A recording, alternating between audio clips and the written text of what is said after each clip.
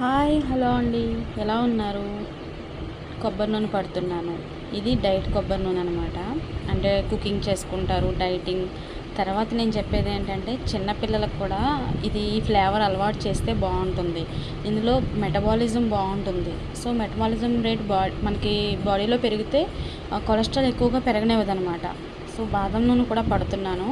ఇది చంటి పిల్లలకి బాడీ మసాజ్కి. తర్వాత ఈ కొబ్బరి నూనె చిన్నపిల్లలకి మనం ఫ్లేవర్ అలవాటు లేక కొంతమంది కొబ్బరి నూనెతో వంటలు చేసుకుని తినలేమన్నమాట. కానీ ఇప్పుడు వచ్చే జనరేషన్ పిల్లలకి మనం అలవాటు చేస్తే బహుశా వాళ్ళకి తెలివితేటలు బాగుంటాయి, స్కిన్ బాగుంటుంది. కాబట్టి ఈ ఫ్లేవర్ వాళ్ళకి అలవాటు చేస్తే బాగుంటుందని మా షాప్లో వచ్చే ప్రతి ఒక్కరికి ఇలా చెక్క కూడా పట్టుకెళ్ళమంట. దాంట్లో కూడా గుడ్ ప్రోటీన్ ఉంటుందన్నమాట. అంటే ఆయిల్ తీసేసిన వచ్చిన కేక్ అనమాట. ఆ చెక్క తిన్న వాళ్ళు ప్రతి ఒక్కరికి తెలుస్తుంది మేము ఎంత నెంబర్ 1 ఏ గ్రేడ్ వాడామో కొబ్బరి కురుడీలు.